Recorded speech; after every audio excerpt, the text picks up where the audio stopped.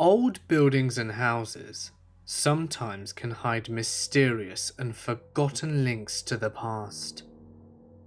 Rooms left untouched, abandoned treasures, or perhaps something far more sinister. So get comfortable and let the darkness take control. Number 1. I was working at an 100-year-old abandoned farmhouse several years ago. My co-worker and I were told to find the well for the house, since they were thinking about developing the property. After looking for a while, we figured it might be in the old house.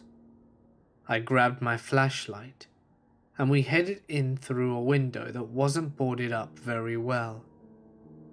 The place was creepy. The second floor had a burnt goat carcass and pentagrams drawn in ash all over the walls. So that started the chills and goosebumps. We eventually made our way to the basement, where I almost fell into the very deep well at the end of the steps. I'm not sure how deep it was, but our 25-inch tape wouldn't hit the bottom. Anyway, my curiosity was still running wild, so we went searching around the basement. My coworker noticed that one of the stone walls didn't make it all the way up to the ceiling, and it was probably a fake wall. Good call on his part. He boosted me over the wall, and I helped him climb over. The first room was empty and had nothing exciting, just dark, wet, and cold. Looking around, there was another wall with an opening. I decided to go first, and I was boosted over the wall. My coworker thought it would be funny to hang onto the flashlight for a while, whilst I stumbled in the dark. Finally, he tossed it over to me, and that's when I began freaking out. The room had chains built into the walls, with wrists and ankle shackles. The walls had scratch marks from nails, and I'm guessing that someone tried to escape. I lasted about 30 seconds in that room before I started to dash over both walls and the well, right out of the window we climbed through to get into that creepy house. I don't think it was just the shackles or the scratch marks that creeped me out, but the ice-cold chills that shot down my spine, like there was something truly evil lurking in that place. Number 2. I met a college girl that I was living with in a defunct fraternity house. They had lost their charter for reasons I didn't first know. We fell for each other, and I moved in with her. It was a great apartment complex with pool tables and giant showers. One night when we were drunk, she took me to a room that was empty. It had 2 bunk beds, and above one bed was a secret door. It led to an upstairs room where most of the hazing took place. The story goes that one night during a party, in the dead of winter, a girl was raped by some frat boys. They just left her up there in the cold, and she ended up dying from freezing to death.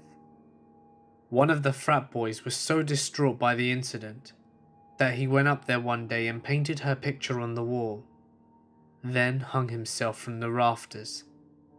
Whilst we were up there, I could swear that the eyes on the picture would follow you around the room, and there were reports of crying coming from up there some nights.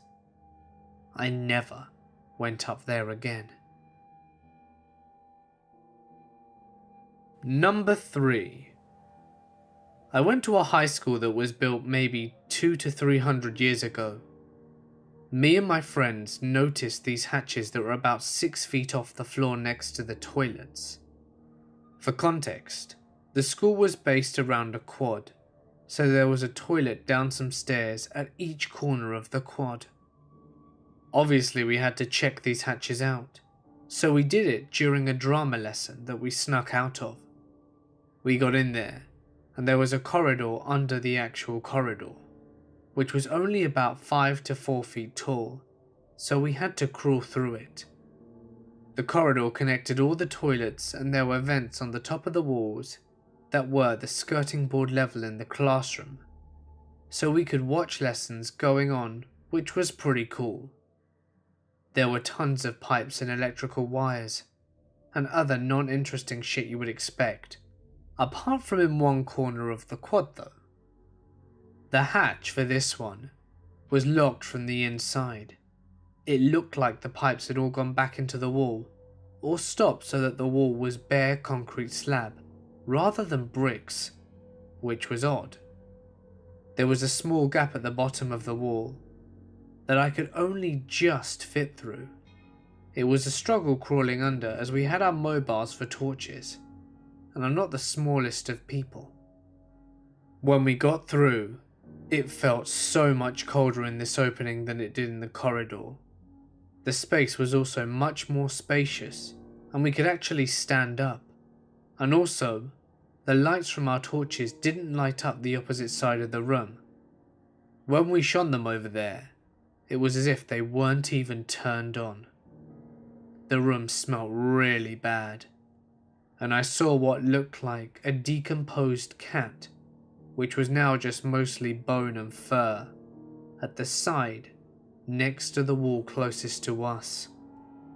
Freakier still though, there was a stone arch above where the cat was, with some red writing that I think was blood. It was a few years ago, but I vaguely remember it saying something along the lines of, "If you are found here, the school will expel you, but Lucifer shall do much worse." There were a few scratches in the wall, and some symbols that we thought were letters but we couldn't make them out.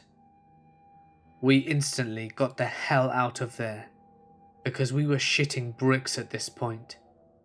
It was a fairly prestigious school, so expulsion was probably the scariest thing that could happen to us.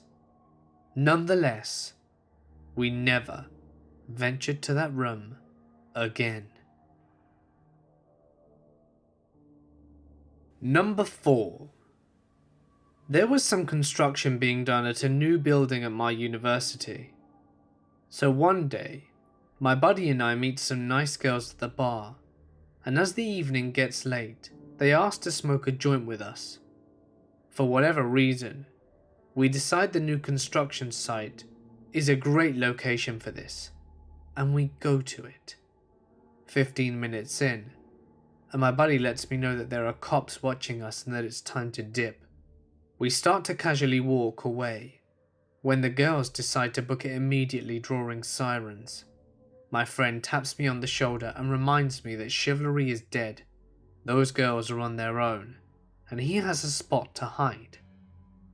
He takes me to a half-constructed elevator shaft for the new building, and we climb all the way down to the bottom, where we find an underground, massive network of tunnels. When I say massive, I mean multiple channels each, which are multiple kilometers long. At this point we're pretty drunk, and we decide to see how far this thing goes. Every 500 meters or so, there would be a wooden barrier, but a few quick flying body checks made short work of them, and we continued on our way. Eventually we found a ladder and a hatch and decide that we'd come too far to not see what's up there. So we climb and go through and find ourselves in a locked room in the middle of our university library, about 1 kilometer and a bit from where we started. A janitor walks in and catches us clearly doing something we weren't supposed to be doing. But I pulled my best Seymour Skinner impression and said that we were just trying to find how to get out of there. Thankfully, he bought it, or was too confused to figure out how we got into the locked room in the first place, and decided to let us leave without any further questions. We didn't find anything too exciting in the tunnels, a few empty beer bottles, and that's about it. But I made it home without a possession and or trespassing charge, so I will call it a win. When I was a senior in high school, I was sitting on my back porch with a friend, drinking and smoking cigarettes, when she suddenly got quiet. After a moment, she turned to me and asked, "Where does the window go?" I'd lived in the house for 5 years at this point, and had never noticed the extra window on the back of our house. Amazingly, neither had anyone else in the family. The backyard was pretty overgrown, and we almost never spent any time there. I determined pretty quickly that the window had to be located behind the wall of our bathroom shower, but it was locked from the inside and seemed to be nailed shut as well. What could possibly be hidden inside that wall? Why would you seal up a window from the inside but leave it completely accessible from the back of the house? It didn't make any sense. This naturally became a topic of intense speculation for me and my friends. There must be a body, a cache of old documents, or pirate gold back there. But alas, we couldn't get inside without breaking the window, and I wasn't going to vandalize my own house to satisfy my curiosity. 10 years later though, the house was in serious need of renovations, to include a complete remodel of the hall bathroom. And I finally got my chance. Time had done nothing but sharpen my curiosity about the mysterious sealed window, and as I knocked down the tiles and broke through the dry wall, 1,000 possibilities raced through my mind. Jimmy Hoffa could be hidden back there, or an original copy of the Declaration of Independence, or quite possibly the Holy Grail itself. Barely able to contain my excitement, I ripped down a huge chunk of the wall, with nothing but my gloved hand, finally revealing the long-forgotten window, and a bunch of mouldy pink insulation. Some mysteries are best left unsolved. Number 6. Many years ago, my now ex-husband and I purchased what used to be an old farmhouse. It was a unique old house that had been added onto many times over the years. We started updating it room by room, and we had been living there about a year before we began working on the finished basement. I had 3 boys from my previous marriage, who were 9, 11 and 14, that lived with us but visited their dad every weekend who lived a mile away. The first project in the basement we planned on doing was to convert one of the good-sized storage rooms into a walk-in closet for seasonal clothing and sport equipment. The previous owner had left several chapped metal shelving units behind that we'd never moved and weren't part of our new design. The night before I was set to start on the project, the boys and I had rented videos and watched Stir of Echoes with Kevin Bacon. From what I remember, the movie was about the dad character, Kevin Bacon, having dreams and visions about a young girl who had died, and was trying to get him to find her and solve the murder. It wasn't too intense, but had a few suspenseful parts with jump scares and special effects. I recall the ending being something about him digging in the basement trying to find the dead girl, breaking through a block wall and discovering her behind some thick plastic sheeting or something like that. Predictable, but we all enjoyed it, especially my 11-year-old who loves scary movies. The next morning, the boys all went to their dad's. The new husband and I start to get to work on the storage room, and the walls in this room are covered in thin paneling. I start moving the metal shelving out the way so that I can begin my work. When I see the panel on one side of the wall of the shelving isn't snug against the wall like the rest, it's kind of gaping a bit at the bottom. I take a closer look and see a very small side lock, like a miniature deadbolt, cut into the paneling in a distinct cutout-like door. What the hell? We have a secret room. How cool! I can't keep this discovery all to myself, so I run upstairs and call the boys at their dad's. I tell my youngest 11-year-old son, and he gets his bike and pedals over to the house as fast as he can. He's super excited to check it out with me, so I slide the lock and pry the door open with a screwdriver. The first thing we see is a thick sheet of plastic sheeting, just like in the movie we'd seen last night. Holy shit. We slam it shut and start laughing.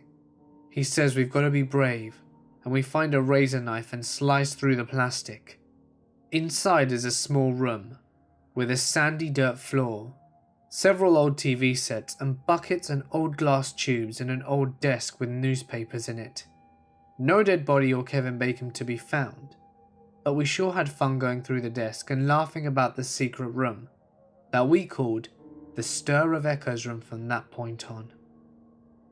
I was then told that it was an old-fashioned root cellar that was used to store root vegetables like potatoes back in the day. What a strange coincidence that we'd watched the stupid movie the night before. Number 7. A while back, a friend of mine moved into a new house by the docks. The first time I was walking up to the side door, I noticed a small looking door on the side of the wall of the raised porch. I inquired, and all they could tell me was that they called it the rape dungeon, and that they'd never been down there. I think there was some creepy story to go with it involving a little child. I told the guys we needed to find out what was there, but soon forgot after looking around the house. Next time I went over, I insisted that we needed to make our way into that room and find whatever goodies it had in store for us. An hour or two later, we ended up in front of the door having a smoke, and it seemed like it was time to bust in. We found some tools and broke the old rusted lock. 10 or so minutes later, we were peering into a dark, low-roofed room, not being able to see more than 2 feet in front of us. Someone saw a light switch and flicked it on, revealing a small room that looked like it hadn't been touched in many years. A big wooden barrel lay to the left, the kind that they used to make whiskey in. On the right was a small metal can with coiled copper tubing running through it, a huge mixing rod of some kind, and some weird looking pillboxes. As soon as I saw the coiled copper pipe, I realized that we'd stumbled into a moonshine dungeon. The whole room looked as though it had been dug out by hand, with concrete pavers laid dodgily on the floor, and in front of us, another opening into a back wall that led us to a room with a wire bed frame on one side, and stacked to the roof were large old bottles in the other. We were excited at this point, to say the least. We started poking around, found some old Playboy mags and other weird bits and bobs. I was inspecting the barrel that was on its side when I knocked out one of the chocks that was keeping it from rolling around. I went to pick it up from behind where the tire was, and I saw a plastic bag or something of the sort poking up from underneath. So as you do when on a treasure mission of sorts, I started to pull. This is where things get really interesting. I get the bag up and find that there's another bag inside, and another, and another. This thing goes on for about 40 or 50 bags before I reach a completely see-through bag that has some weird black thing inside. At first we thought it might be heroin or something, but after peeling back the plastic, a wallet is revealed, so now we're really excited, as this treasure hunt might actually pay off. We walk outside into the light to see what it might be. A wad of $100 notes, thicker than I'd seen in a while, that added up to about 17 grand. That is a day I will never forget. Number 8. I used to live in downtown Greenville, Texas in the 1990s. Greenville used to be a thriving cotton town in the 1950s. But the population has declined and downtown is mostly abandoned. My friends and I explore the abandoned buildings for fun, being urban explorers. Anyway, There was a multi-story building that used to have Mexican restaurants downstairs in the 70s, but it had been abandoned since then. The bottom of the building had been locked up tight, but we were given access to the roof from a neighbour's building, and finally got inside the building that way. Inside were some old offices, nothing much of interest, but I noticed a crack in the wall behind some peeling wallpaper. There was a door-sized sliding panel that had been papered over decades before. Behind it was an apartment that would have been used for housing by the people who owned the business downstairs, and it was largely untouched. I found newspapers there from the 1940s, and the last one was dated 1947. So weird that this place hadn't been touched in over 60 years. Number 9. When I was in high school, my dad purchased this old Victorian house he intended to flip. Before he got around to working on it, he'd let me hang out there with my friends. It seemed pretty cool, until the first and only night we decided to spend there. We set up an old TV and DVD player, and basically made the whole living room empty with a big lounge sleeping area with beanbags and blankets. It was getting pretty late, and we started to hear noises coming from upstairs. It sounded like scratching and rustling. Nothing too freaky, probably just mice or something.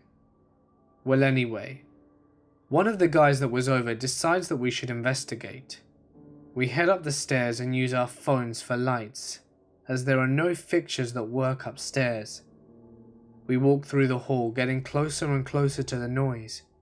We get to the huge built-in bookshelf at the end of the hall, and the noise somehow seems to be coming from behind. My friend starts knocking on the wall behind it to see if anything stirs up. We're still assuming some kind of animal or something is behind there.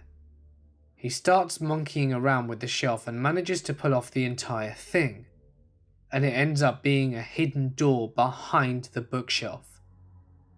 Of course we're giddy, because this is some shit that you only read about or see in films.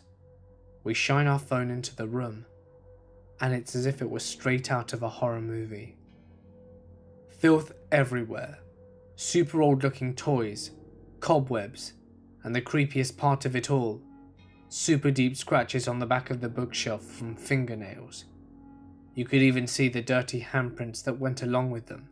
It was the thing of nightmares, and we got the hell out of there. I spoke to a local neighbour a few weeks later who had lived nearby his entire life. He said that one of the previous owners of the property had a disabled son. They never saw much of him, but whenever he was out and about, he looked pretty beaten and tired. The dad was an asshole and hated his kids. It got me wondering if he could have been the reason behind those scratches. Definitely one of the scariest things I've ever seen. Number 10. About 18 months ago, my dad purchased a house that was a church in a past life. At some point the church closed, and the pastor continued living there for several years as he remodeled the church into a house, which eventually bankrupted him, and ended up with the home going into foreclosure. Almost every room in the house on the main floor had an exterior door, and there were a couple of different staircases that led into the basement. Several months after purchasing the house, whilst going up the stairs from the basement into the attached garage, my dad noticed a weird carpeted shelf on the side of the stairs. Looking more closely, he realized there was a handle, which when lifted up, revealed a hidden door that goes into another, small staircase. Once down the hidden stairs, he realized there was a hidden 8x10 secret room with concrete brick walls.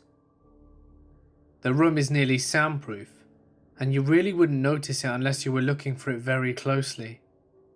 He jokes that he's going to use it for the storage space of all his food, water and weapons for the apocalypse. Makes me wonder though, what the church used the room for? Hey guys, it's Mort here, and thank you so much for listening. I know not all of these were very scary, but I hoped you liked the video nonetheless. These stories aren't so easy to find, and I didn't want to regurgitate stories that you'd already heard. Alas, I hope it was to your liking.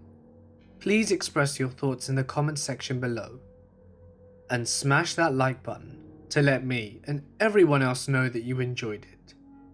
Remember that if you've had a creepy or paranormal experience that you wish to share, feel free to send it to my email, which you can find in the description. You can also follow me on Instagram and Twitter at The Mortis Media for some secret stuff you won't find anywhere else. But anyway, for now guys, I'm going to sign off. Stay awesome, and I'll see you in the next one.